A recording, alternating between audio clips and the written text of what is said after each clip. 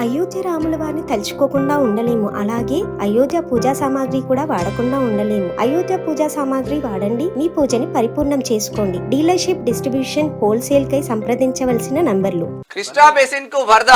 కర్ణాటకలోని ఆల్మట్టిలోకి రోజు 8 టీఎంసీల ఫ్లో, మరో 48 టీఎంసీల నీళ్లు అవసరం.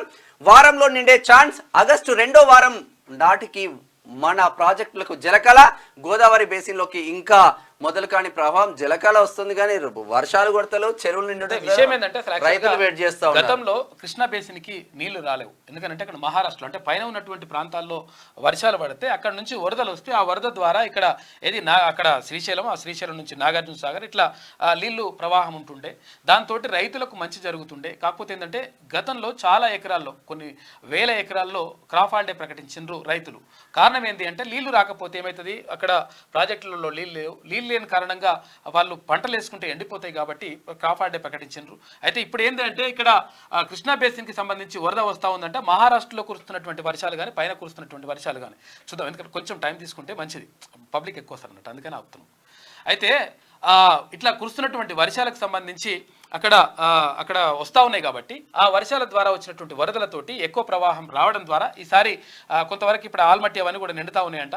అక్కడ నుంచి నీళ్ళు వస్తే కొంతవరకు ఇప్పుడు కృష్ణా బేసిన్లో వాటర్ ఎక్కువ వచ్చేటువంటి అవకాశం ఉందని చెప్పేసి నిపుణులు చెప్తా ఉన్నారు. అందులో అట్లా కనిపిస్తూ ఉంది.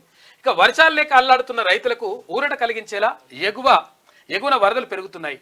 మహారాష్ట్రలో భారీ వర్షాలు కురుస్తుండటంతో కృష్ణా బేసిన్లో వరద క్రమంగా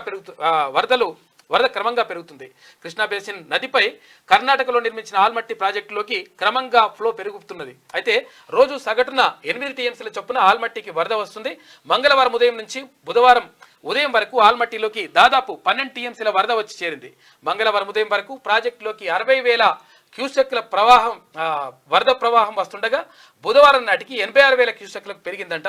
ఒకవేళ అక్కడ ఆల్మట్టి నిండిన తర్వాత ఆటోమేటిక్గా వాళ్ళు వదిలేయాల్సిందే. తర్వాత నీళ్ళు వచ్చేస్తే కొంతవరకు ఈసారి కృష్ణా బేసిన్కి నీళ్లు మాత్రం ఎక్కువ వచ్చే అవకాశం ఉందంట. ఇప్పటికే వర్షాలు కొడతాయని చెప్పిండ్రు కానీ వీళ్ళు చిత్తుపొత్తు కథనే ఉన్నది. వాతావరణ చిత్తు పడితే వాన పడుతుంది, లేకపోతే పడితే వాన జిల్లాలో పడతలేవు.